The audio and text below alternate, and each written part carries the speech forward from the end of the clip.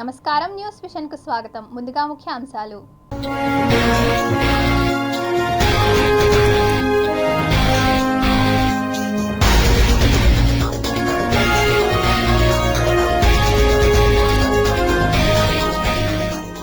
భూమిని తాకిన సౌర తుఫాను 6 ఏళ్లలోనే అతిపెద్దది. హిందూ మహాసముద్రంలో మోహరించిన భారత యుద్ధ నౌకలు, చైనా కుతంత్రాలకు అడ్డుకట్ట. వైఎస్ఆర్సీపీ ప్రచార భేరిని మోగించిన సీఎం జగన్. ఇడుపులపాయ నుండి ఇచ్చాపురం వరకు 21 రోజుల పాటు కొనసాగనున్న బస్సు యాత్ర. చంద్రగిరి వైఎస్ఆర్సీపీ ఎన్నికల తాయిలాల లారీని అడ్డుకున్న టీడీపీ. వైఎస్ఆర్సీపీ ప్రచార సామాగ్రి, కోట్ల రూపాయల నగదు సీజ్. భానుడి భగభగలు, 3 రోజులు మరింత వేడిమి. ఆత్మీయ సమావేశాల్లో అభినయ్ రెడ్డి. తిరుపతి అభివృద్ధిని చూసి ఓటేయాలని విజ్ఞప్తి.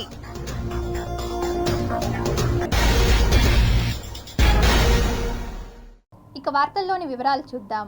పేదింటి భవిష్యత్తును మరింత గొప్పగా మార్చి రాష్ట్రాన్ని అన్ని రంగాల్లో ప్రగతి పదంలో నిలిపేందుకు మరోసారి జగన్మోహన్ రెడ్డి బుధవారం ఇడుపులపాయ నుంచి ఎన్నికల ప్రచార భేరి మోగించారు. తొలుత దివంగత ముఖ్యమంత్రి వైఎస్ రాజశేఖర రెడ్డి ఘాట్ వద్ద ప్రత్యేక ప్రార్థనలు నిర్వహించి నివాళులు అర్పించిన అనంతరం మేమంతా సిద్ధం బస్సు యాత్రను ప్రారంభించారు. తొలి రోజు బస్సు యాత్ర కడప పార్లమెంట్ నియోజకవర్గం పరిధిలో జరగనుంది. ఇడుపులపాయ నుంచి ఇచ్చాపురం వరకు మొత్తం 21 రోజుల పాటు ఈ బస్సు యాత్ర కొనసాగుతుంది.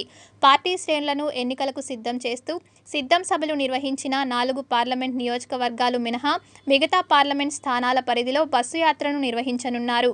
ప్రతిపక్ష నేతగా ఉన్నప్పుడు తాను చేసిన ప్రజా సంకల్ప పాదయాత్ర తరహాలోనే బస్సు యాత్రతోనూ రోజు ఉదయం వివిధ వర్గాల ప్రజలు, మేధావులతో సీఎం జగన్ మమేకమవుతారు. ప్రభుత్వ పనితీరును మరింతగా మెరుగుపరుచుకోవడానికి వారి నుంచి సూచనలు, సలహాలు స్వీకరిస్తారు. సాయంత్రం ఆయా పార్లమెంట్ నియోజకవర్గాల పరిధిలో నిర్వహించే బహిరంగ సభల్లో పాల్గొని ప్రసంగిస్తారు.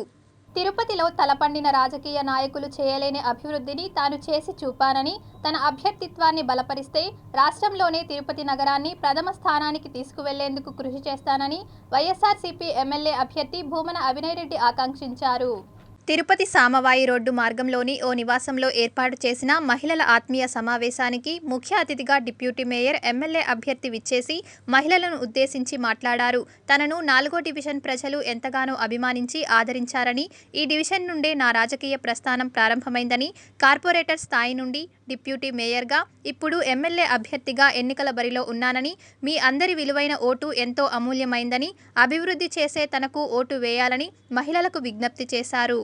మేయర్గా వచ్చిన తర్వాత మరో 20 కోట్ల రూపాయలు చేశారు. అంటే ఒక్క వార్డులోనే సుమారుగా 45 కోట్ల రూపాయల అభివృద్ధి కార్యక్రమాలు జరిగింది తిరుపతిలో 4వ వార్డులో మాత్రమే. ఆయన మాట్లాడినటువంటి మాటలు ఇంత మునుపు అవన్నీ కూడా పచ్చి నిజాలు. దానికి సాక్ష్యాలు మన కంటి ముందర కనపడుతున్నటువంటి రోడ్లు, డ్రైనేజీలు, అందుతున్నటువంటి వాటర్ కనెక్షన్, ఇవన్నీ కూడా. పోస్టల్ కాలనీ 2019 ఎన్నికల నాటికి ఎలా ఉండేది? ఒక మారుమూల ప్రాంతం అది.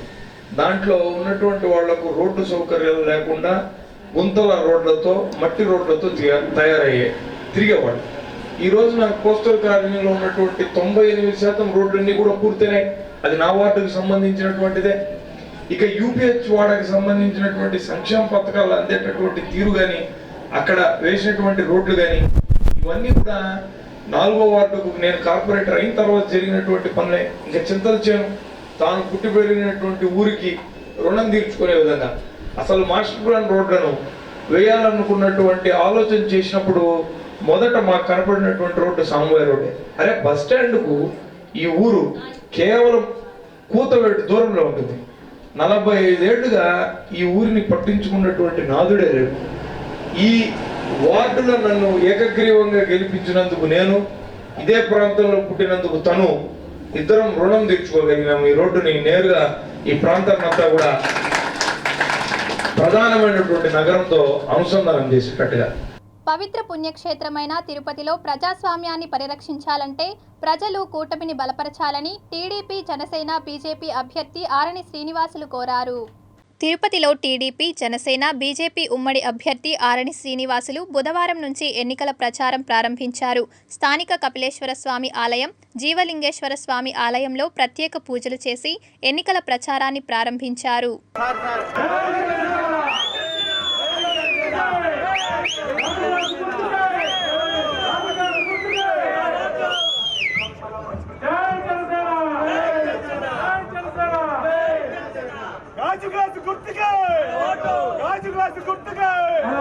పవన్ కళ్యాణ్ గారి నాయకత్వం, ఆరణి శ్రీనివాసులు గారి నాయకత్వం,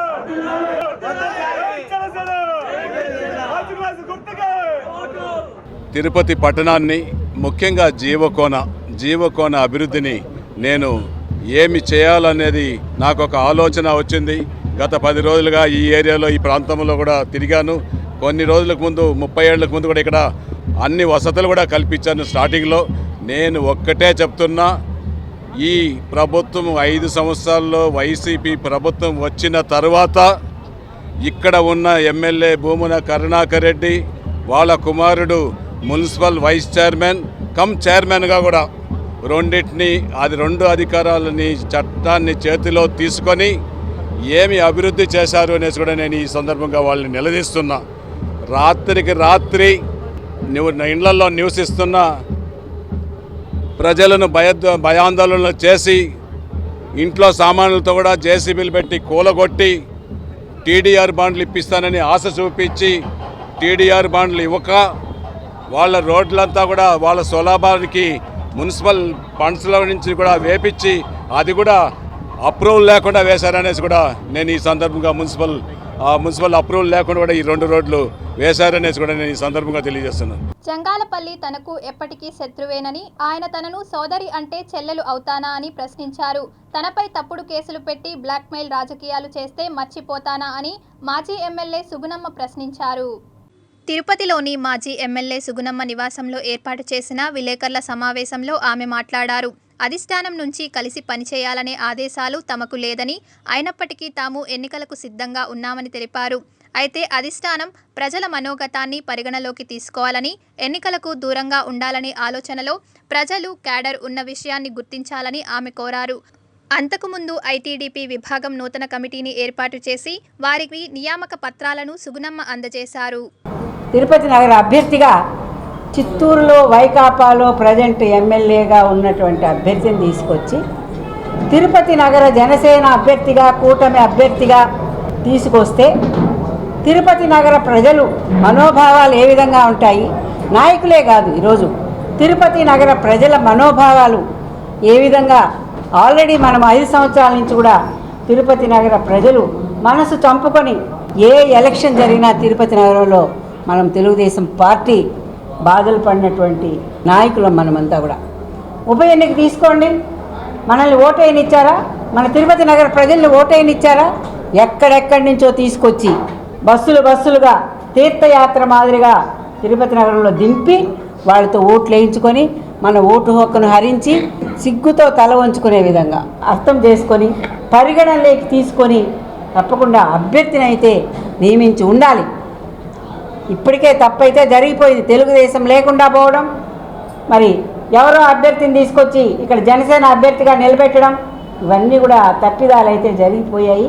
కాబట్టి ప్రజలు ఇంకా కూడా వేచి చూస్తున్నారు. ఈయన తిరుపతికి వచ్చి వ్యాపారాలు చేసేవాడు, మా ఆయనతో తోడుగా ఇద్దరు కూడా వ్యాపారస్తులే. మరి అటువంటి వ్యాపారాల్లో ఉన్నటువంటి లావాదేవీల్లో మరి ఆయన ఆ రోజు 2012లో నా భర్తకి కాంగ్రెస్ ఉప ఎన్నికల్లో టికెట్ ఇస్తే ఆ రోజు తెలుగుదేశంలో ఉన్నాడు. ఈయన తెలుగుదేశంలో ఉండి చంద్రబాబు నాయుడు గారు, చదలవాడ కృష్ణమూర్తి గారు ముగ్గురు కూడా కలిసి మా ల్యాండ్స్ పైకి వెళ్ళి ఇవన్నీ కూడా మరి ప్రజలందరికీ పంచాలి, ఇదంతా కూడా మరి డీకేడీ ఇదంతా కూడా భూ కబ్జా చేసినారు అని ఆ రోజున చెప్పారు. కేసు వేశారు నా పైన. ఈ కేసు వేసి ఈ రోజున కోర్టులో జరుగుతూ ఉంది. నాకు సమ్మన్స్ కూడా ఇప్పించడం జరిగింది. మరి ఇది న్యాయమా చెప్పండి ఎవరైనా సరే. మరి ఒక దోషిగా నిందితురాలిగా నన్ను చూపించి నువ్వు అభ్యర్థిగా తెచ్చుకొని ఇక్కడ గెలుపొందాలంటే నీకు సాధ్యమా అని నేను అడుగుతున్నాను. భారతీయ సంస్కృతి సాంప్రదాయాలకు వేదం మూలమని, వేదాలు ఎంతో గొప్పవని సుప్రీంకోర్టు ప్రధాన న్యాయమూర్తి డాక్టర్ ధనంజయ్ వై చంద్రచూడ్ తెలిపారు. తిరుపతిలోని శ్రీ వెంకటేశ్వర వేద విశ్వవిద్యాలయాన్ని సుప్రీంకోర్టు ప్రధాన న్యాయమూర్తి డాక్టర్ ధనంజయ వై చంద్రచూడ్ సందర్శించారు. వేద విద్యార్థులతో ఆయన స్వయంగా మాట్లాడారు. వేద విశ్వవిద్యాలయంలోని గ్రంథాలయాన్ని సందర్శించి గ్రంథాలను డిజిటలైజేషన్ చేస్తున్న విధానాన్ని పరిశీలించారు. అనంతరం సుప్రీంకోర్టు ప్రధాన న్యాయమూర్తి మీడియాతో మాట్లాడుతూ క్రమశిక్షణతో వేదం అభ్యసించాలని విద్యార్థులకు సూచించారు. వేద వ్యాప్తికి టీటీడీ చేస్తున్న కృషిని అభినందించారు. శ్రీ వెంకటేశ్వర స్వామివారిని దర్శించుకోవడం సంతోషంగా, మనసు ప్రశాంతంగా ఉందన్నారు. A revealing and enlightening experience. I am particularly impressed with the mission to preserve the palm leaf transcripts, not merely for the present but for the future. As a judge and Chief Justice of India, I was particularly impressed with the inscriptions on Nyaya Shastra. They tell us that our civilization goes to ancient times when the means of justice, the processes of reasoning and the purpose of justice. YSRCP senior నేత అన్నా రామచంద్ర యాదవ్ పార్టీకి రాజీనామా చేశారు. యాదవులకు సముచిత స్థానం పార్టీలో కల్పించకపోవడంతో ఆవేదన వ్యక్తం చేస్తూ రాజీనామా చేశారు అన్నా రామచంద్ర యాదవ్. వైఎస్ఆర్ కాంగ్రెస్ పార్టీకి తిరుపతి అభ్యర్థి గెలుపు కోసం నా సాయశక్తిలో కృషి చేయడం అనేటువంటి జరిగింది. అదేవిధంగా ఇంకా అనేక ప్రాంతాలలో కూడా నేను రాష్ట్ర బీసీ జేఏసీ చైర్మన్ కాబట్టి అనేక చోట్ల కూడా వాళ్ళ యొక్క పార్టీ గెలుపు కోసం నేను పనిచేయడం జరిగింది. ఆ తర్వాత ఈ రాష్ట్రంలో మన రాష్ట్రంలో రాయలసీమ జిల్లాలు 8 జిల్లాల్లో బీసీలకు సరైనటువంటి న్యాయం జరగకపోగా రాష్ట్రం అంతా కూడా ఈ 8 జిల్లాల్లో ఒక యాదవుడికి కూడా ఒక ఎమ్మెల్యే సీట్లు ఇవ్వలేనటువంటి పార్టీగా మిగిలిపోయింది ఈ పార్టీ. ఆ తర్వాత ఉత్తరాంధ్ర జిల్లాల్లో 6 జిల్లాల్లో ఒక్క యాదవుడికి కూడా ఇవ్వలేదంటే 13 జిల్లాలలో ఒక యాదవుడికి కూడా స్థానం కల్పించలేదు. అదేవిధంగా వాలంటీర్ల చేత ఏ జనాభా ఎంత ఉన్నారు, జనగణన కులగణన రెండింటినీ కూడా వాళ్ళ వాలంటీర్ల చేత చేసి ఎంతమంది బీసీలకు ఇచ్చినారంటే వాళ్ళ జనాభాకు సరిపోయినటువంటి సీట్లు కూడా వైఎస్ఆర్ కాంగ్రెస్ పార్టీ ఇవ్వలేదు. గతంలో మునుపెన్నడూ లేని విధంగా జగనన్న ప్రభుత్వం ఏర్పడిన తర్వాత బీసీలకు పెద్దపీట వేసిన ఘనత జగన్మోహన్ రెడ్డికి దక్కిందని తిరుపతి నగరపాలక సంస్థ మేయర్ డాక్టర్ శిరీష పేర్కొన్నారు. తిరుపతి ప్రెస్ క్లబ్లో ఏర్పాటు చేసిన విలేకరుల సమావేశంలో ఆమె మాట్లాడుతూ తిరుపతి ప్రథమ పౌరురాలు అయిన మేయర్ పదవిని జనరల్ మహిళకు కేటాయించబడిన సీటును భూమన కుటుంబం చొరవతో బీసీ మహిళ అయిన యాదవ్ కులానికి అందించిన ఘనత రాష్ట్ర ముఖ్యమంత్రి వైఎస్ జగన్మోహన్ రెడ్డికి దక్కిందన్నారు. అలాగే తిరుపతిలో అనేక నామినేటెడ్, ఎలక్టెడ్ బాడీలలో కూడా యాదవులకు సముచిత స్థానం కల్పించి పెద్దపీట వేశారని తెలియజేశారు. ఎమ్మెల్యే సారు, మేము, డిప్యూటీ మేయరు, కార్పొరేటర్స్, నాయకులు అందరం కలిసి పార్టిసిపేట్ చేసిన సందర్భాలే. ఎక్కడా కూడా అగౌరవపరిచే విధంగా అయితే ఎక్కడా కూడా మీరు కూడా చూసుంటారు, అలాంటివి ఏమీ లేవు. ఒకవేళ అలాంటి సందర్భాలు ఏమన్నా ఉన్నప్పుడు అలాంటప్పుడు మాట్లాడాల్సిన బీసీ జేఏసీ నాయకులు ఇప్పుడు ఎలక్షన్ ముందు ప్రెస్ మీట్ పెట్టి అవన్నీ చెప్పాల్సిన అవసరం ఎందుకుంటుందో మనం అందరం కూడా ఆలోచించాలి. ఎందుకంటే పార్టీలు, నాయకులు మీకే తెలిసిందే, వాళ్ళ స్వంత ప్రయోజనాల కోసం పార్టీల గురించి విమర్శించడం, నాయకులను గురించి విమర్శించడం అది సర్వసాధారణం. కాకపోతే యాదవ సామాజికం మీకు అందరికీ తెలుసు, విశ్వాసం అనేది మారు పేరు మా యాదవ కులంకి. ఒక్కసారి మాకు ఇంత పెద్ద గౌరవం ఇచ్చినటువంటి వైఎస్ఆర్సీపీ ప్రభుత్వం అంటే తిరుపతిలో మీరు చూస్తున్నారు. జరగనున్న సార్వత్రిక ఎన్నికల్లో ఓటర్లను ప్రలోభ పెట్టడానికి చంద్రగిరి వైసీపీ నేతలు సిద్ధం చేసిన తాయిలాలకు సంబంధించిన గోడౌన్ను ఎలక్షన్ ఫ్లయింగ్ స్క్వాడ్ అధికారులు గుర్తించి వస్తువులను సీజ్ చేశారు. తిరుపతి జిల్లా రేణిగుంటలోని సిడబ్ల్యూసి గోడౌన్ వద్ద ఎలక్షన్ ఫ్లయింగ్ స్క్వాడ్కు పట్టుబడ్డ Chandragiri YSR Congress party MLA అభ్యర్థికి సంబంధించిన కంటైనర్ గోడౌన్లో కోట్లాది రూపాయలు విలువ చేసే వివిధ రకాల వస్తువులను ఎలక్షన్ అధికారులు పోలీసులు సీజ్ చేశారు. పట్టుబడిన వస్తువులు చంద్రగిరి వైసీపీ ఎమ్మెల్యే అభ్యర్థి చెవిరెడ్డి మోహిత్ రెడ్డివిగా గుర్తించారు. అభ్యర్థిపై పోలీసులు కేసు నమోదు చేశారు. సమాచారం తెలుసుకున్న టీడీపీ శ్రేణులు గోడౌన్ వద్దకు చేరుకుని వైసీపీకి వ్యతిరేకంగా నిరసనకు దిగారు. ప్రపంచ రంగస్థలి దినోత్సవాన్ని పురస్కరించుకుని పలువురు కళాకారులను సన్మానించుకోవడం సంతోషంగా ఉందని హర్షం వ్యక్తం చేశారు రాయలసీమ రంగస్థలి అధ్యక్షులు.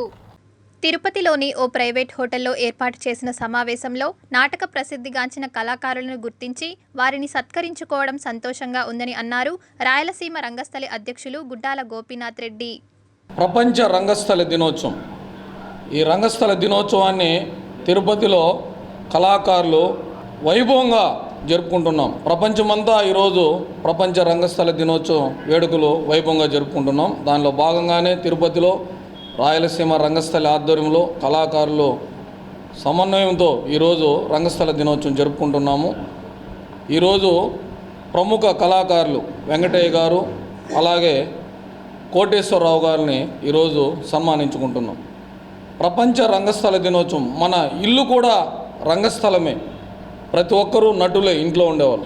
మనిషి పుట్టినప్పటి నుంచి చనిపోయే వరకు 7 దశల్లో రంగస్థలం కళాకారులుగానే ఉంటారు. ఈ రంగస్థల దినోత్సవం సందర్భంగా ప్రతి ఒక్కరికి శుభాకాంక్షలు తెలియజేసుకుంటూ చిత్తూరు జిల్లా కుప్పం ఎమ్మెల్సీ కార్యాలయంలో ఏర్పాటు చేసిన మీడియా సమావేశంలో ఎంపీ రెడ్డెప్ప ఎమ్మెల్సీ భరత్ చంద్రబాబుపై తీవ్రస్థాయిలో మండిపడ్డారు.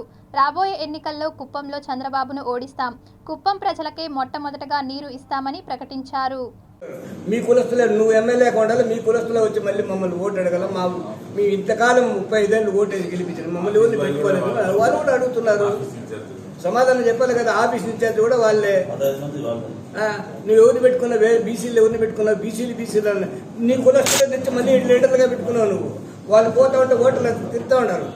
నువ్వు నీ కులస్తులకైనా మేము ఓట్లు వేస్తుంది, మేము మా బీసీలకు వేసుకుంటామని అంటున్నారు. ఖచ్చితంగా ఇది గుణపాఠం. నీకు లాస్ట్ ఎలక్షన్స్ ఇవి, ఇంకా ఎలక్షన్లకు వచ్చే ప్రసక్తే లేదు. నీకు నీ కొడుకు ఫ్యూచరే లేదు, టీడీపీకి ఫ్యూచర్ లేదు. తిరుపతి అభివృద్ధికి అభినయ్ రెడ్డి చేస్తున్న పనులు చూసి ఆకర్షితులై మాజీ కౌన్సిలర్ లలిత వైకాపాలో చేరారు. తిరుపతి పద్మావతిపురంలోని ఎమ్మెల్యే నివాసంలో మాజీ కౌన్సిలర్ తెలుగుదేశం పార్టీ సీనియర్ నాయకురాలు లలితమ్మ వైకాపా తీర్థం పుచ్చుకున్నారు. తిరుమల తిరుపతి దేవస్థానం పాలక మండలి అధ్యక్షులు భూమన కరుణాకర్ రెడ్డి వైసీపీ పార్టీ కండువా కప్పి ఆహ్వానించారు. అభివృద్ధి చేస్తున్న అభినయ్ రెడ్డికి తమ వంతు సహకారం అందించాల్సిన సమయం ఆసన్నమైందని, అందుకు తామంతా అభినయ్ రెడ్డి గెలుపుకు కృషి చేస్తామని పేర్కొన్నారు. చంద్రబాబు నాయుడు హయాంలో మహిళలకు ఏమాత్రం సముచిత స్థానం కల్పించలేదని, జగనన్న ప్రభుత్వంలో మహిళలకు పెద్దపీట వేయడం శుభ పరిణామం అంటూ హర్షం వ్యక్తం చేశారు. అటు రాష్ట్రంలో జగన్మోహన్ రెడ్డి చేస్తున్న అభివృద్ధి, ఇటు తిరుపతిలో జరిగిన అభివృద్ధి చూసి పార్టీలో చేరానని తెలియజేశారు. అభినయ్ రెడ్డి గారిని ఈ తిరుపతి ప్రజలు ఎప్పుడూ హక్కును చేర్చుకున్నారు. ఆయన అత్యధిక మెజార్టీతో గెలవడం ఖాయం. తిరుపతి ప్రజలందరూ కూడా ఏ ఒక్క ఓటును కూడా వేస్ట్గా పోనీయకుండా అందరూ కూడా అభినయ్ రెడ్డి మీదనే ఫ్యాన్ గుర్తుకే ముద్రించి అభినయ్ రెడ్డి గారిని అఖండ మెజార్టీతో గెలిపిస్తారని ఈ సందర్భంగా రాబో కాలంలో కూడా మరింత మంది చేరికలతో అభినయ్ రెడ్డి గారు మరింత అభివృద్ధి పదంలో తిరుపతి తీసుకెళ్తారని ఎలాంటి సందేహం లేదు. తిరుపతి అంటే అభినయ్ అంటే తిరుపతి అని చెప్పి కూడా ఈ సందర్భంగా తెలియజేస్తున్నా. విద్యార్థులకు ఉపాధి, ఉద్యోగ అవకాశాలు మెండుగా ఉండాలంటే పట్టుదల, ఆవిష్కరణ, నైపుణ్యత తప్పనిసరిగా ఉండాలని శ్రీ వెంకటేశ్వర విశ్వవిద్యాలయం ఉపకులపతి ఆచార్య శ్రీకాంత్ రెడ్డి పిలుపునిచ్చారు. తిరుపతి శ్రీ వెంకటేశ్వర విశ్వవిద్యాలయం ఇంజనీరింగ్ కళాశాలలో ఎక్స్ప్లోర్ 2024 కార్యక్రమాన్ని నిర్వహించారు. 2 రోజుల పాటు జరిగే ఎక్స్ప్లోర్ బుధవారం ప్రారంభించారు. ఈ కార్యక్రమానికి ముఖ్య అతిథిగా వర్సిటీ వీసీ ఆచార్య శ్రీకాంత్ రెడ్డి, కళాశాల principal Satyanarayana, vice principal Damodar Reddy, mechanical engineer ఆచార్య హేమ విచ్చేసి ప్రసంగించారు. స్టూడెంట్స్కి ఒక అవకాశం క్రియేట్ చేస్తూ ప్రస్తుత కాలమాన పరిస్థితులను అనుసరించి ప్రస్తుతం ఉన్న ఆధునిక విజ్ఞానము, టెక్నాలజీ వాటిని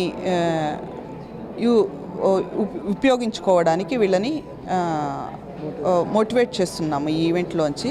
ఈ ఈవెంట్కి సంబంధించి పిల్లలు పేపర్ ప్రజెంటేషన్స్ కాకుండా వాళ్ళకి కొన్ని హ్యాండ్స్ ఆన్ ఎక్స్పీరియన్స్ అనుభవాలు క్రియేట్ చేయడానికి డిపార్ట్మెంట్కి సీమెన్స్ సెంటర్ ఆఫ్ ఎక్సలెన్స్ ఉంది కాబట్టి వాటిలోంచి ఉపయోగించుకుంటూ మేము సీమెన్స్ సెంటర్ ఆఫ్ ఎక్సలెన్స్ నుంచి మేము వాళ్ళకి కొన్ని ల్యాబొరేటరీస్ ఇండస్ట్రీ పర్స్పెక్టివ్ పరంగా ట్రైనింగ్ ఇస్తున్నాము ఈ 2 రోజులు దీంట్లోంచి. సో దట్ పిల్లలు బయటికి వెళ్ళంగానే వాళ్ళ ఆపర్చునిటీస్ ఎక్స్ప్లోర్ చేయడానికి, వాళ్ళకి ఒక అవేర్నెస్ క్రియేట్ చేయడానికి ఇవన్నీ టెక్నాలజీలో ఉన్నాయి అని చెప్పుకోవడానికి ఇదంటున్నాం.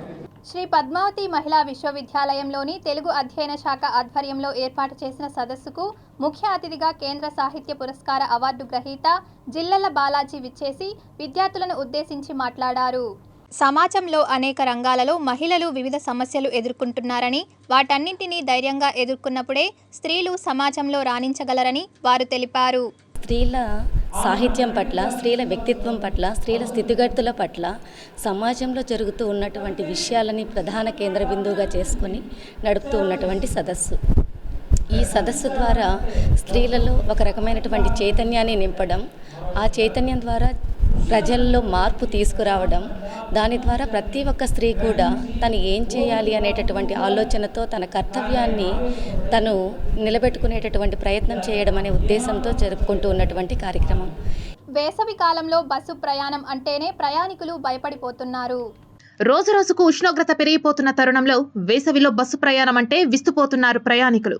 తిరుపతి బస్టాండ్కు నిత్యం రోడ్డు మార్గం ద్వారా తిరుపతి నుండి ఇతర ప్రాంతాలకు, వివిధ ప్రదేశాల నుంచి తిరుపతికి వచ్చేవారు సుమారు 50,000 మందికి పైగా బస్సు ప్రయాణం చేస్తూ ఉంటారు. ఎండవేడిమి నుండి ఉపశమనం కోసం ప్రయాణికులకు విస్తృత ఏర్పాట్లు చేశామని ఆర్టీసీ అధికారులు తెలిపారు. ప్రతి బస్ స్టేషన్లోనూ జంబో ఫ్యాన్లు అంటే పెద్ద ఫ్యాన్లు ఏర్పాటు చేయడం జరిగింది. అదేవిధంగా అదనంగా 120 ఫ్యాన్లు అంటే మొత్తం బస్ స్టేషన్లో 320 ఫ్యాన్లు బిగించి అవి ఎప్పుడు 24 గంటలు పనిచేసేటట్లు ఏర్పాటు చేస్తున్నాం. అదేవిధంగా త్రాగునీరు ఆర్ఓ వాటర్ ఏర్పాటు చేయడం జరిగింది. ఈ ఆర్ఓ వాటర్ కూడా TDS 150 mm కంటే PPM కంటే తక్కువగా ఉండేటట్లు ఏర్పాటు చేయడం ఉంది. ఇవి చాలా మంచినీరు, వీటిని ఉపయోగించుకునేసి ప్రయాణికులు తమ ప్రయాణాన్ని కొనసాగించవలసిందిగా కోరుతున్నాము. అదేవిధంగా ఈ ఎండాకాలంలో వీలైనంత వరకు ప్రయాణికులు తమ ప్రయాణాన్ని తగ్గించుకోవలసిందిగా కోరడమైనది. తిరుమలలో విద్యుత్ బస్సుల ఛార్జింగ్ స్టేషన్ను ఏర్పాటు చేస్తున్నారు. పర్యావరణ పరిరక్షణలో భాగంగా తిరుమల తిరుపతి ఘాట్ రోడ్ల మధ్య విద్యుత్ బస్సులను నడుపుతున్నారు. తిరుమలలోనూ భక్తుల కోసం ఉచిత విద్యుత్ బస్సులను అక్టోబర్ నుంచి నడుపుతున్నారు. దాదాపు 100 విద్యుత్ బస్సులు భక్తుల సౌకర్యార్థం తిరుగుతున్నాయి. ఈ బస్సులకు ఛార్జింగ్ కోసం తిరుపతి బస్టాండ్కి వెళ్లవలసి ఉంటుంది. ఈ క్రమంలో చాలా బస్సులకు ఛార్జింగ్ సమస్య తలెత్తుతోంది. గత ఏడాది జూలైలో ఓ విద్యుత్ బస్సు ఘాట్ రోడ్లోని అక్కగార్ల ఆలయం వద్ద నిలిచిపోయింది. సమస్యను తెలుసుకున్న టీటీడీ వెంటనే స్పందించింది. ఈ క్రమంలో తిరుమల బాలాజీ నగర్కు సమీపంలో రింగ్ రోడ్డు పక్కనే ఛార్జింగ్ స్టేషన్ నిర్మాణానికి టీటీడీ స్థలం కేటాయించింది. నిర్మాణ పనులు వేగంగా సాగుతున్నాయి. సకాలంలో పనులు పూర్తయితే తిరుమలలోనే విద్యుత్ బస్సులకు రీఛార్జింగ్ చేసుకునే సౌకర్యం కలుగుతుంది. ఉద్యానవనాల నిర్వహణ బాధ్యతను తిరుపతి నగరపాలక సంస్థ గాలికి వదిలేసింది. తిరుపతి సింగాలగుంట, మంచాల వీధి, అనంతవీధి, గాలివీధి పరిసర ప్రాంతాల్లో నివసించే వారి కోసం నాడు ఉన్నత ఆశయాలతో నగరపాలక సంస్థ ఆధ్వర్యంలో ఏర్పాటు చేసిన మున్సిపల్ కార్పొరేషన్ పార్కుల్లో ఆట వస్తువులు నేడు కళావిహీనంగా తయారయ్యాయి. పిల్లలు ఆడుకునేందుకు వీలుగా ఎంతో గొప్ప ఆశయంతో ఆట పరికరాలను ఏర్పాటు చేసినప్పటికీ అధికారుల నిర్లక్ష్యం చేత దయనీయంగా తయారయ్యాయి. ఎంతో ఆకర్షణగా నిలవాల్సిన వాటర్ ఫౌంట్ నీరు లేక నిరుపయోగంగా మారిపోయింది. అసలే వేసవి సెలవులు రానున్న నేపథ్యంలో పిల్లలు ఆడుకునేందుకు వీలుగా ఉండే పార్కుల్లో ఆట వస్తువులు సక్రమంగా లేకపోవడంతో సందర్శకులు విస్తుపోతున్నారు. గొప్ప ఆశయాలతో ఏర్పాటు చేసినటువంటి పార్కులు ఇలా నిరుపయోగంగా సందర్శకులను ఆకట్టుకునే విధంగా లేకపోవడంతో వచ్చేటటువంటి వారు ఆగ్రహానికి గురవుతున్నారు. తమ పిల్లలను ఆడించేందుకు కనీస మౌలిక సదుపాయాలతో ఉండవలసిన పార్కులు ఈరోజు పాడైపోయి దర్శనమివ్వడంతో ఆగ్రహం వ్యక్తం చేస్తున్నారు తల్లిదండ్రులు. పాడైపోయిన ఆట వస్తువులను మూలన పడేయడం, మున్సిపల్ కార్పొరేషన్కి సంబంధించిన చెత్తను సేకరించే డంపింగ్ బాక్సులను పార్కులో ఉంచడంతో దుర్వాసనతో సందర్శకులు తీవ్ర ఇబ్బందికి గురవుతున్నారు. అధికారుల యొక్క నిర్లక్ష్యంతోనే పిల్లలు ఉల్లాసంగా ఉత్సాహంగా ఆడుకోవాల్సిన వారు ఆడుకునేందుకు ఆట స్థలాలు లేని పరిస్థితి ఏర్పడిందని, ఇప్పటికైనా సంబంధిత సిబ్బంది జోక్యం చేసుకుని పాడైపోయిన ఆట వస్తువులను పిల్లలు ఆడుకునేందుకు వీలుగా తయారు చేస్తే బాగుంటుందని అభిప్రాయపడుతున్నారు. ఇలాగే ఉంచితే రానున్న రోజుల్లో పిల్లలు ఆడుకునేందుకు పార్కులకు రావాలంటేనే భయపడాల్సిన పరిస్థితి వస్తుందేమోనని ఆందోళన చెందుతున్నారు. ఈ 5 డివిజన్లకు కలిపి ఉన్న పార్క్ అలా ఇది ఒకటేనండి. నాకు తెలిసి ఒక 1000 మెంబర్ పిల్లలకి ఇది ఒకటే పార్క్ ఉన్నది. ఇక్కడ చూసారంటే ఆల్మోస్ట్ అన్ని మెటీరియల్స్ డ్యామేజెస్లో ఉన్నాయి. మీరు ఇటువైపు డంపింగ్ యార్డ్స్ అవి చూసాడంటే డంపింగ్ యార్డ్స్ కూడా ఉన్నాయి. సో ఇప్పటికైనా అధికారులు కొంచెం వచ్చి దీన్ని నీట్గా రెడీ చేయించారంటే బాగుంటుంది అనుకుంటున్నాను. తాగునీరు సదుపాయం ఉందన్న?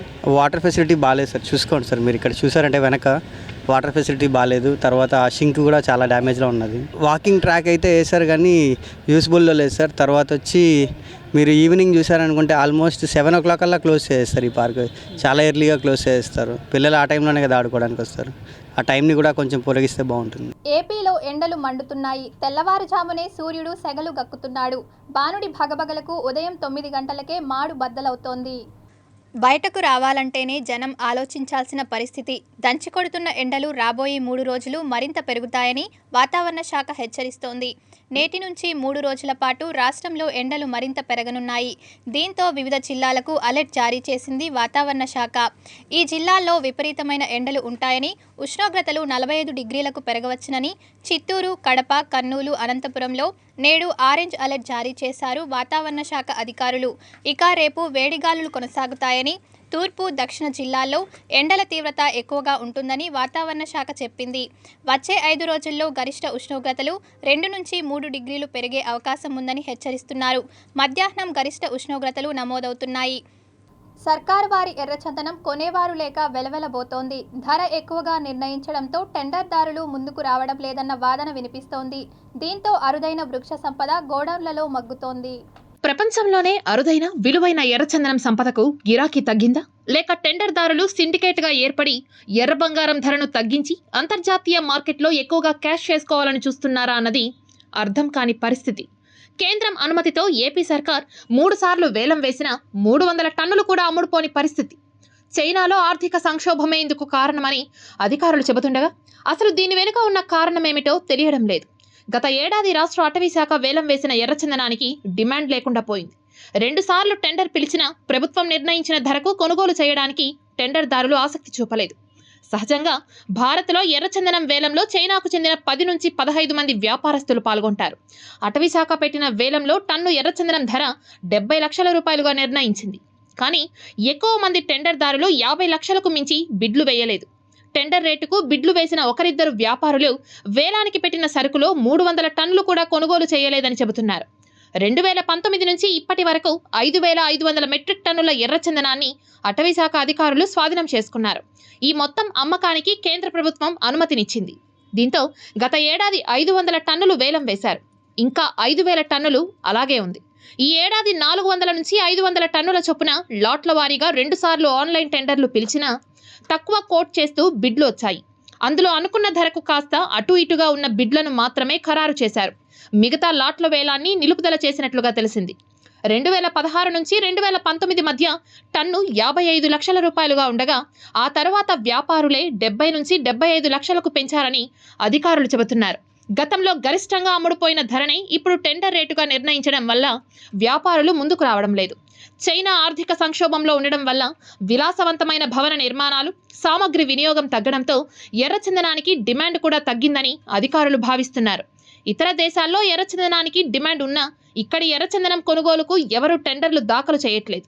అందువల్ల కాస్త ధర తగ్గించి విక్రయించాలని అధికారులు ప్రతిపాదించినట్లుగా తెలిసింది. ఏపీలో కొనుగోలు చేసే ఎర్రచందనాన్ని కేంద్ర రాష్ట్ర ప్రభుత్వాల నుంచి అన్ని రకాల అనుమతులు తీసుకొని తిరుపతి గోడౌన్ నుంచి విశాఖ పోర్టుకు తరలించి అక్కడి నుంచి షిప్లో చైనాకు తరలిస్తూ ఉంటారు. దీనికి రవాణా ఖర్చులు కూడా పెరగడంతో డిమాండ్ లేనప్పుడు ఎక్కువ ధరకు కొనుగోలు చేయడం ఎందుకని వ్యాపారులు వెనకాడుతున్నట్లుగా తెలుస్తోంది. మరోవైపు ధర ఉన్నప్పుడు కాకుండా అనుమతుల పేరిట తీవ్ర జాప్యం చేసి ఈ వేలం నిర్వహించడం కూడా ఓ కారణంగా తెలుస్తోంది. యాక్చువల్గా ఈ మనం పట్టుకున్న లాగ్స్ కానీ వెహికల్స్ కానీ మనకి ఇదేంటంటే అండి, ఇది ఫారెస్ట్ డిపార్ట్మెంట్కి చెందిన ప్రాపర్టీ కాబట్టి ఏ ఏరియాలో మనం ఆ కేసెస్ పట్టుకోవడం జరిగిందో ఆ కన్సర్న్డ్ ఫారెస్ట్ వాళ్ళకంటే డిఎఫ్ఓ గారికి మనం కాన్ఫిస్కేషన్కి ఇవ్వడం జరుగుతుంది. వాళ్ళ ఆర్డర్స్ తీసుకుని వాళ్ళకే ఈ లాగ్స్ కానీ వెహికల్స్ కానీ ఇవ్వడం జరుగుతుంది. ఈ లాగ్స్ అన్నీ కూడా వాళ్ళ ఆర్డర్స్ తీసుకున్న తర్వాత మన దగ్గర ఉన్న ఏదైతే డిపో ఉందో ఆ డిపోలో పెట్టి అక్కడి నుంచి గవర్నమెంట్ ఈ ఆక్షన్ ద్వారా వాటిని ఆక్షన్ చేయడం జరుగుతుంది. ఇంకా వెహికల్స్కి వచ్చేటప్పటికి కన్సర్న్డ్ డిఎఫ్ఓ గారు వాటిని ఆక్షన్ చేయవలసి ఉంటుందండి. అందులో ఏదైనా వెహికల్స్ మంచి వెహికల్స్ ఉన్నాయంటే కాన్ఫిస్కేషన్ చేయడం కానీ లేదంటే ఆక్షన్ చేయడం కానీ జరుగుతుంది. సిన్స్ ఇవన్నీ కూడా ఈ వెహికల్స్ ఆక్షన్స్కి వచ్చేటప్పటికి లీగల్గా కూడా కొద్దిగా ప్రాబ్లం ఉంటుంది. ఏంటంటే ఈ వెహికల్స్కి ఫేక్ నెంబర్స్ తోటి వాళ్ళు వాడటము, వెహికల్ ఓనర్ ఐడెంటిఫై కాకపోవడం, వెహికల్ ఓనర్ సిన్స్ ఆక్షన్ వేయాలంటే వెహికల్. వార్తలు ముగించే ముందు ముఖ్యాంశాలు మరోసారి.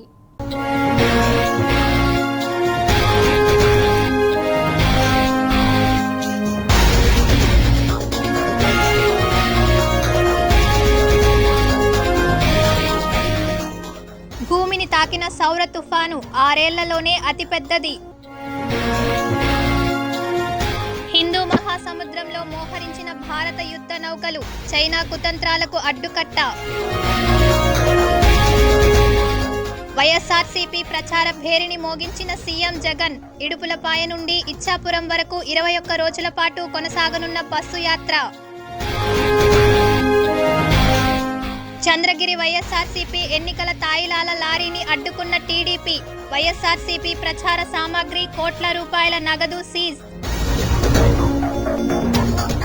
భానుడి భగభగలు, 3 రోజులు మరింత వేడిమి. ఆత్మీయ సమావేశాల్లో అభినయ్ రెడ్డి. తిరుపతి అభివృద్ధిని చూసి ఓటేయాలని విజ్ఞప్తి.